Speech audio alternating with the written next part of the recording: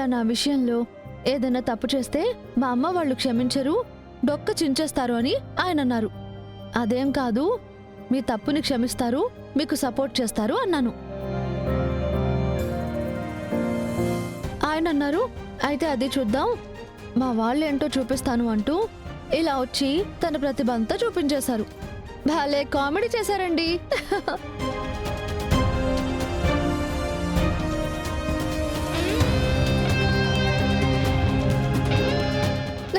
ఏమండి, మొత్తానికి మీరే గెలిచేశారన్నమాట.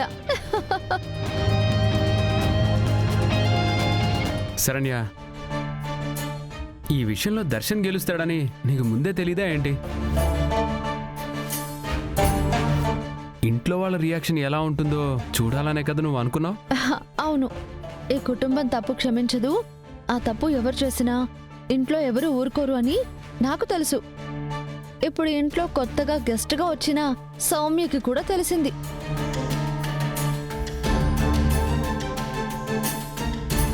శరణ్య, ఏంటమ్మా ఇలాంటి విషయాలతో ఎవరైనా ఆటలాడతారా? సారీ అత్తయ్య గారు, ఆయనతో సరదాగా అలా మాట్లాడుతూ చిన్న ప్లాన్ చేశామంతే, ఇదేం సీరియస్ కాదు.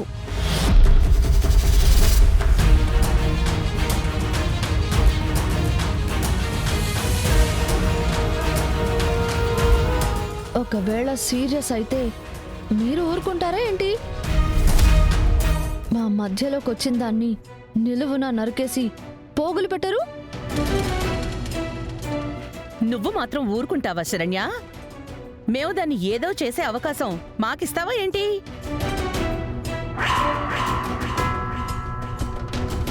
ఏదేమైనా మీ మొగుడు పెళ్ళాలు కలిసి ఇంట్లో అందర్నీ హడలెత్తించేశారు.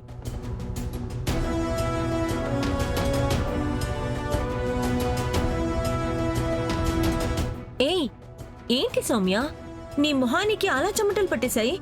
దర్శన్ పర్ఫార్మెన్స్ కాస్త నీకు ప్రాంక్ అయిపోయిందా? ఈ సీన్తో ఇంట్లో వాళ్ళం మనమే షాక్ అయ్యాం. పాపం సౌమ్యకి దెబ్బతో కళ్ళు బహిర్లు కమ్ముంటాయి.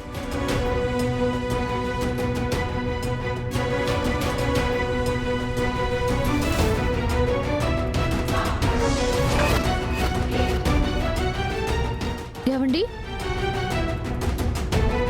ఏవండి, ఏవండి, ఏవండి! శరణ్య, ఏంటి లైట్ వేసావు? నిద్ర పాడుతుంది, లైట్ ఆఫ్ చేయి. అది కాదండి, మీరు హాల్లోకి వచ్చి అందరి ముందు అలా మాట్లాడారేంటి? ఏం మాట్లాడాను? అయినా ఇది మిడ్ నైట్ కాదా? ఇప్పటి వరకు పడుకున్నాను నేను. అబ్బా, అది కాదండి, అసలు ఏం జరిగిందో మీకేం గుర్తులేదా? అసలు ఏం జరిగిందని గుర్తుండడానికి మీరు అందరి ముందు సౌమ్యని పెళ్లి చేసుకుంటానని చెప్పారు కదా.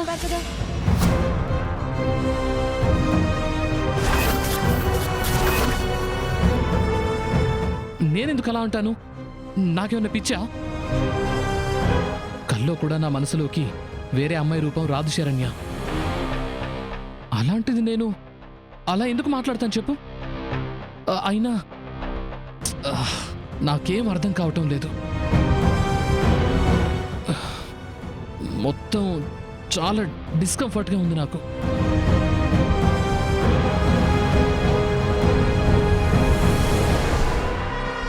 అసలు ఏం జరిగింది? ఎందుకు ఇలా మాట్లాడుతున్నారేనా? అందరి ముందు ఇంత చేశారు, ఇప్పుడేమో గుర్తులేదు అంటున్నారు. ఏమైంది దీనికి? సంథింగ్ ఏదో జరిగింది.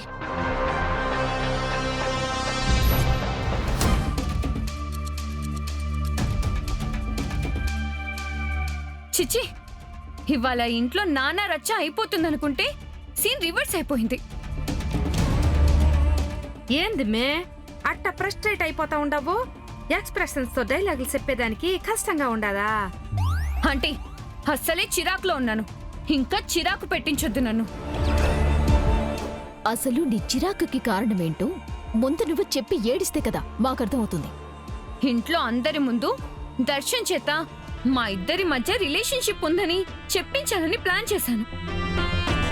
ఆ శరణ్య కరెక్ట్ టైంలో వచ్చి నా కాన్సెప్ట్ ని తలకిందులు చేసేసింది.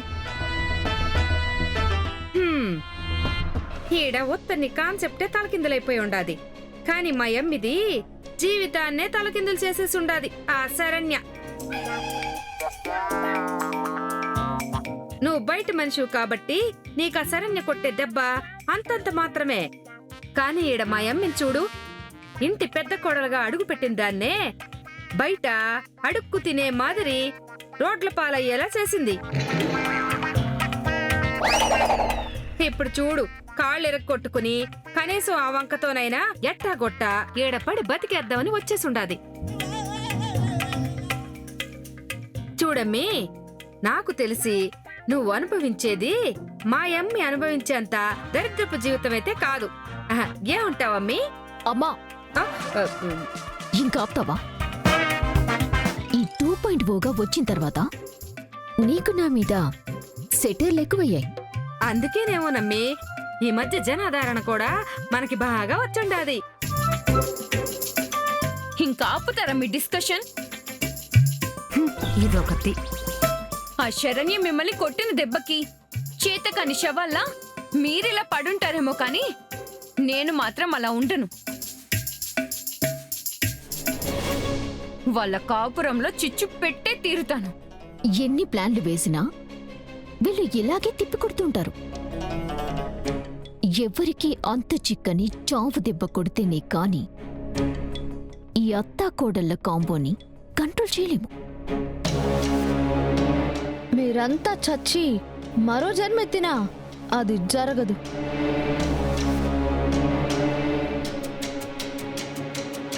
అంటే మొత్తానికి క్షుద్రశక్తులన్నీ ఒక్క దగ్గరే కూడినట్టుగానే పనిచేస్తున్నాయన్నమాట.